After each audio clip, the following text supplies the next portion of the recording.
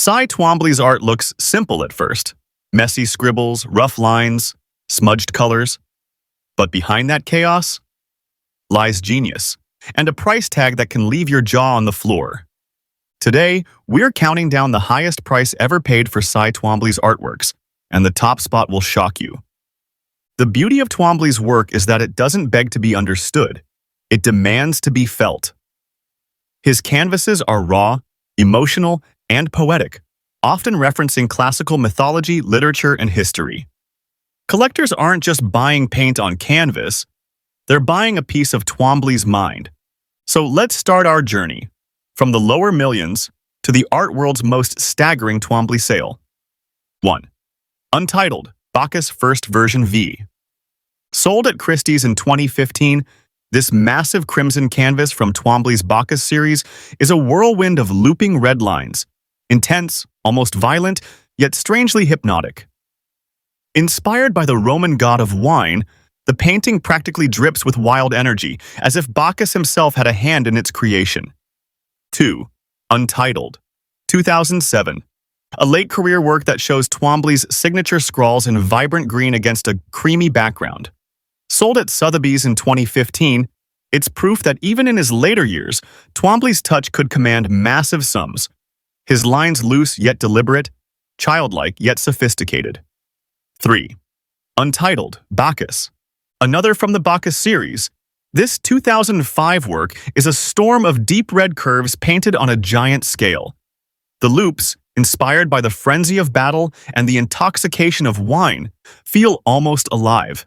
A visual heartbeat frozen on canvas. 4. Untitled, New York City.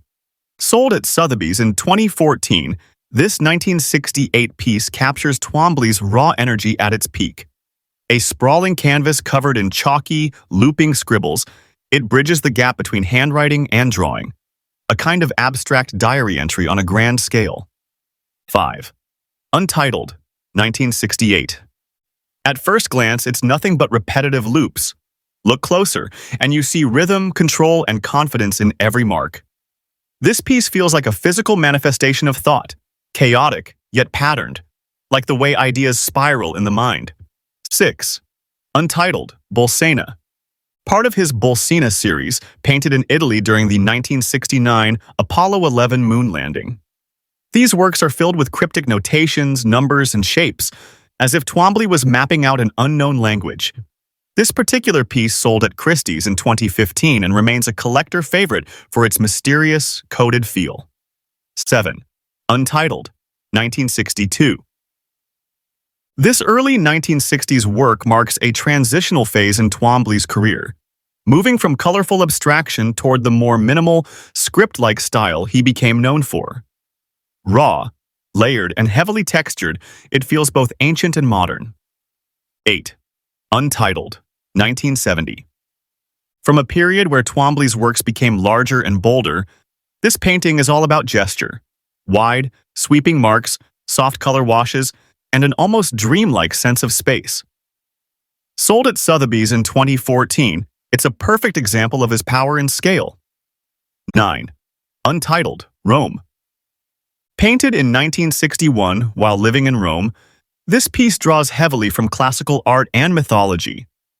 The surface is alive with markings, some sharp and aggressive, others delicate and fading, like whispers from the past. 10. Untitled, Bacchus 2005. A monumental canvas covered in swirling red loops, this is one of the largest and most dramatic Bacchus paintings ever sold. The scale, energy, and color intensity make it a visual feast, and collectors battled fiercely for it at auction. 11. Leda and the Swan. Inspired by the Greek myth where Zeus transforms into a swan, this 1962 painting combines rough, almost violent strokes with sensual curves, creating a tense, emotional drama on canvas. It's a perfect example of how Twombly's work could blend mythology with raw abstraction. 12. Untitled, 2005. Here it is, the record breaker. Sold at Christie's in 2015, this enormous canvas features looping white lines over a deep crimson background. From a distance, it feels like a storm caught in motion. Up close, each swirl is deliberate, confident, and alive. It's not just paint on canvas. It's Twombly at his most powerful, and the art world knew it. From Crimson Storms to mythic legends, Twombly's art proves that value isn't always in realism. Sometimes it's in emotion, energy, and the way a single line can feel alive. So, which of these works speaks to you the most? Let me know in the comments, and don't forget to like, share, and subscribe because our next countdown dives into another giant of modern art.